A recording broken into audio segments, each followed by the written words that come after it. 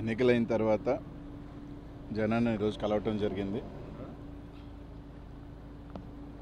ఏదైతే ఈరోజు ప్రజలకు మ్యాండేట్ ఇచ్చారో అందరం కూడా దానికి ఎవరైనా కూడా ఎలక్షన్ ప్రక్రియలో ప్రజల మ్యాండేట్ని గౌరవిస్తాం. దాని విధంగా మేము కూడా అందరం కూడా గౌరవిస్తాం. తప్పకుండా కూడా ఏదైతే నర్సరావుపేట పార్లమెంట్లో నాకు దాదాపు 6 లక్షల పైచీలుగా ఓట్లు ప్రజలు వేశారు. వాళ్ళందరికీ కూడా ధన్యవాదాలు. ఎన్నికలు అయిపోయిన తర్వాత వేరే చిన్న రీజన్స్ వల్ల 4-5 రోజులు లేను. వాళ్ళందరికీ కూడా ధన్యవాదాలు. తప్పకుండా వైఎస్ఆర్సీపీ కార్యకర్తలు నాయకులకి తొందరలో కూడా అందుబాటులో ఉంటాం. అదేవిధంగా పార్లమెంట్లో ఒక 40,000 ఓట్లు నేను ఆ ప్రాంతానికి కొత్త అయినా కూడా దాదాపు నాకు ఎక్కువ రావటం జరిగింది. సో వాళ్ళందరికీ కూడా ధన్యవాదాలు. ఈరోజు ఎన్నికలు అయిపోయిన తర్వాత కొన్ని ప్రాంతాలలో ముఖ్యంగా పల్నాడులో కూడా మా సామాజిక వర్గానికి సంబంధించి నేనే వస్తే నాకు ఓట్లు వేశారని కొన్ని ఊళ్ళల్లో కూడా దాడులు జరిగాయి. కొన్ని ఊళ్ళలో భయభ్రాంతులు కూడా కొన్ని జరగడం జరిగింది. వినుకొండ కానీ సత్తెనపల్లి కానీ. అలాగే ఒక సోదరుడు ఆత్మహత్య కూడా చేసుకున్నాడు, ఒక ఉప సర్పంచ్ సత్తెనపల్లి. తప్పకుండా వాళ్ళందరినీ కూడా కలుస్తాం, వాళ్ళకి భరోసా ఇచ్చే కార్యక్రమం చేస్తాం. ఈరోజు వాళ్ళకి ప్రజలు మ్యాండేట్ ఇచ్చారు.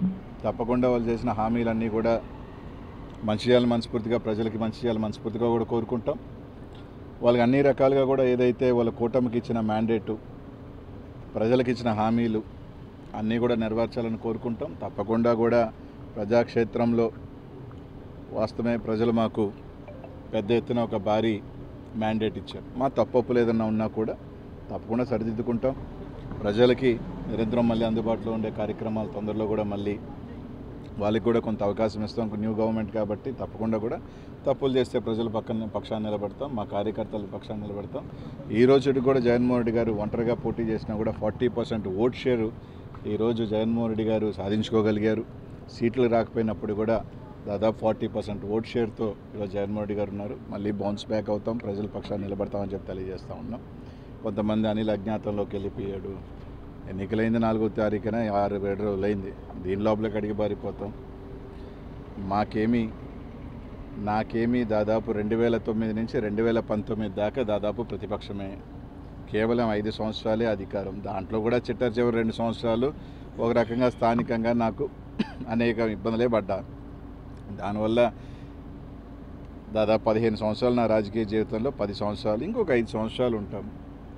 దానివల్ల ఏదో ఇబ్బంది పడిపోయేది. తప్పకుండా ఏ దానికైనా కూడా ఏం చేసినా కూడా సిద్ధంగా కూడా ఉంటాం. రాజకీయాల్లోకి వచ్చిన తర్వాత ఏ నిర్ణయం తీసుకున్నా ఏ దానికి చేసినా కూడా కట్టుబడి ఉంటేనే కదా రాజకీయాల్లోకి వస్తాం.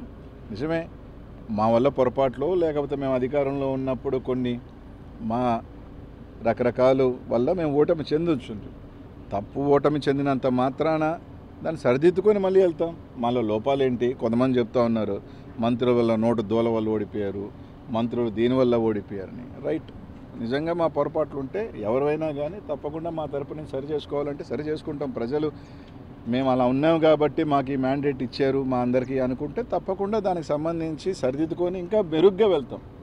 ఒక అపజయం కానీ వస్తే ఆ అపజయంలో నుంచి మనం సరిదిద్దుకొని దీంట్లో ఓహో ఇది పొరపాటు జరిగింది అని చెప్పుకొని గెలుపు దిశగా దాన్ని ముందు తీసుకువెళ్ళే ఆలోచనలో వెళ్తాం తప్ప ఓడిపోయాము కాబట్టి కృంగిపోయి మూల కూర్చునే పరిస్థితి అయితే ఉండదు. తప్పకుండా నా రాజకీయంలో నాకేం ఓటమేం కొత్త కాదు. 29 సంవత్సరాల్లోనే ఓటమిని చూసినా ఎదుర్కొన్నా.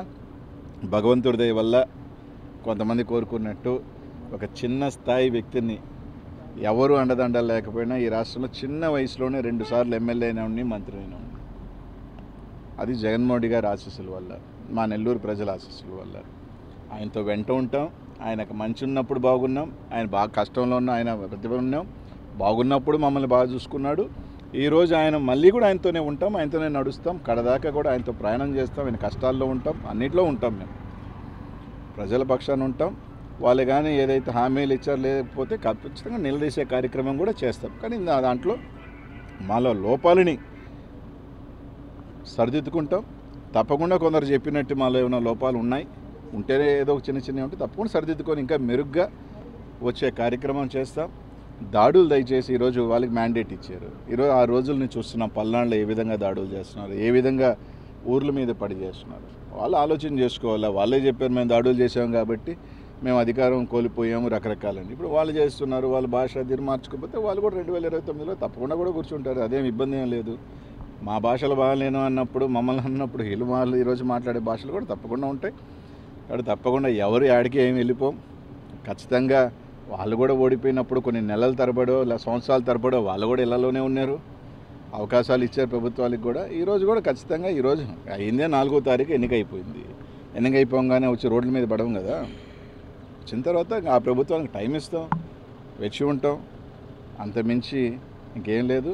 అన్నిటికీ సిద్ధపడే వాళ్ళమే. అన్నిటికీ కూడా కష్టాలకి రాజకీయాల్లోకి వచ్చినప్పుడు ఇప్పుడు కూడా గెలుపులే ఉండం, ఓటమి ఉంటుంది, గెలుపు ఉంటుంది. ఈ ప్రజాక్షేత్రంలో పోయినసారి మాకు మ్యాండేట్ ఇచ్చారు, ఈసారి వాళ్ళకి మ్యాండేట్ ఇచ్చారు, రేపు మళ్ళీ మాకు మ్యాండేట్ ఇస్తారు. ఒక్కసారి అందరూ గుర్తుపెట్టుకోవాల్సింది ఏంటంటే 234 సీట్లు ఉన్న తమిళనాడులో ఒకసారి కేవలం డిఎంకే 2 సీట్లే వచ్చింది, 2. తర్వాత ఎన్నికల్లో మళ్ళీ గవర్నమెంట్ 4 సార్లు డిఎంకే రాజకీయ జీవితంలో డిపాజిట్స్ కోల్పోయింది, 4 టైమ్స్, ప్రతిసారి గెలిచింది. కాబట్టి 2019లో మేము గెలిచినప్పుడు తెలుగుదేశం పని అయిపోయింది అన్నారు, ఇప్పుడు మా పని అయిపోయింది అది అంటున్నారు. సరే 2029కి ఏ విధంగా బౌన్స్ బ్యాక్ అవ్వాలి, ఏ విధంగా ప్రజలకు అండ ఉండాలి అంతా కూడా రచిస్తారు ముఖ్యమంత్రి మా జగనన్న. తప్పకుండా బౌన్స్ బ్యాక్ అవుతాం, తప్పకుండా వస్తామని చెప్పి తెలియజేస్తాం.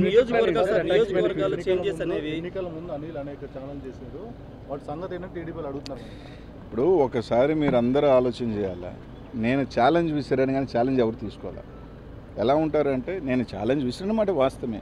నేను ఛాలెంజ్ విసిరినప్పుడు అవతల ఛాలెంజ్ తీసుకొని రైట్ మేము కట్టుబడి ఉన్నాం ఈ ఛాలెంజ్కి అని చెప్పునుంటే బాగుండేది. ఎన్నికలు అయిపోయిన తర్వాత అప్పుడు ఛాలెంజ్ చేసేవి కదా అంటే అలా కాదు కదా. నేను ఒక సవాల్ విసిరినప్పుడు ఆ సవాల్ స్వీకరించేవాడు కూడా స్వీకరించుకొని చేస్తుంటే బాగుండేది. రైట్. ఏదో సామెత ఒకటి ఉంది, హనుమాన్ జంక్షన్లో నాకు బాగా నచ్చిన డైలాగు, గెలిచినోడు చెప్తాడు ఓడినోడు వినాలని. ఈరోజు వాళ్ళు చెప్తున్నారు, మేము వింటాం, పర్వాలేదు. ఈరోజు వాళ్ళు ఏదైనా చెప్తున్నారు, రైట్, వాళ్ళు ట్రోల్ చేసుకుంటున్నారు, చేసుకునే అబ్బాయి ఇబ్బంది ఏం లేదు. ట్రోల్ చేసుకునే స్థాయిలో మేము ఉన్నామంటే మేము ఎదిగినట్టే. We are in public. Good publicity or bad publicity is a publicity. Sir, నియోజకవర్గాల మార్పులు ఓటమిలో ఎంతవరకు ఫ్యాక్టర్కి పనిచేయండి? ఏమీ ఇప్పుడు కాదంటారు అది. పల్నాడులో నాకు 40,000 ఓట్లు ఎమ్మెల్యేల కన్నా ఎక్కువ వచ్చినాయి కదా. అంటే మీ కొరకే కదా, ఓవరాల్ చెప్తున్నా. కాబట్టి అదేం పెద్ద నేను కోరుకోను. ఎందుకంటే ఇంత పెద్ద ఎలక్షన్ దీంట్లో కొన్ని దగ్గరలా చూసుకున్నప్పుడు రకరకాల అనుమానాలు ఉన్నాయి, రకరకాలు ఉన్నాయి. కాబట్టి అదేం పెద్ద ఫ్యాక్టరీ నేను అనుకోను. వేరియస్ రీజన్స్ అన్వేషిస్తూ ఉన్నారు. కొన్ని మాకు తెలుసుకోని కారణాలు, మా నాయకులు కూడా కారణాలు ఎందుకు పోయినాయి, రకరకాల కారణాలని వాళ్ళు అన్వేషిస్తున్నారు, మేము అన్వేషిస్తున్నాం. తప్పకుండా దాన్ని అంతా కూడా ఓవర్ హెడ్ చేసుకొని వాళ్ళు ఇచ్చిన హామీలు కానీ రకరకాలు కానీ ఖచ్చితంగా నిలబడి వాళ్ళు చెప్పిన హామీలు ఉన్నాయి కదా, అవి కూడా ప్రజలకు చేయాలా. చేయకపోతే తప్పకుండా ప్రజాపక్షాన్ని నిలబడతాం.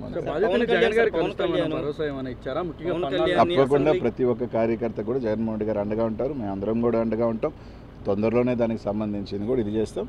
తప్పకుండానే అందరం కూడా ఎప్పుడు కూడా ఏ గవర్నమెంట్కైనా కూడా కొంత టైం అనేది ఇస్తారు. ఎవరైనా కూడా ఒక 6 months 1 year దేనికైనా కూడా ఒక స్టార్టింగ్ పీరియడ్ ఉంటుంది.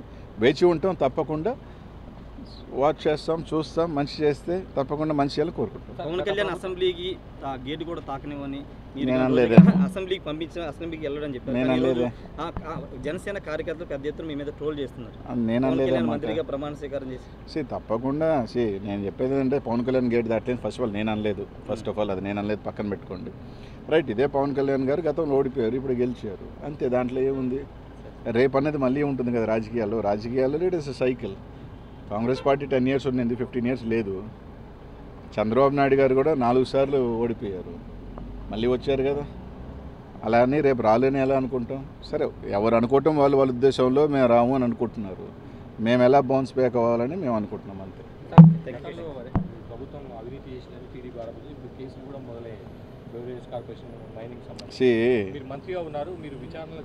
అన్నిటికీ ఆవిడ గుర్తుపెట్టుకోండి, అన్నిటికీ సిద్ధంగానే ఉంటాం. దేనికైనా వాళ్ళు చేసినప్పుడు తప్పకుండా. ఇప్పుడు వాళ్ళు కక్ష సాధింపు చేయని అంటున్నారు, మళ్ళీ ఒక పక్క చేస్తామంటున్నారు. అన్నిటికీ కూడా సిద్ధంగానే ఉంటాం కదా. రాజకీయాల్లో పారిపోం కదా అందరమే.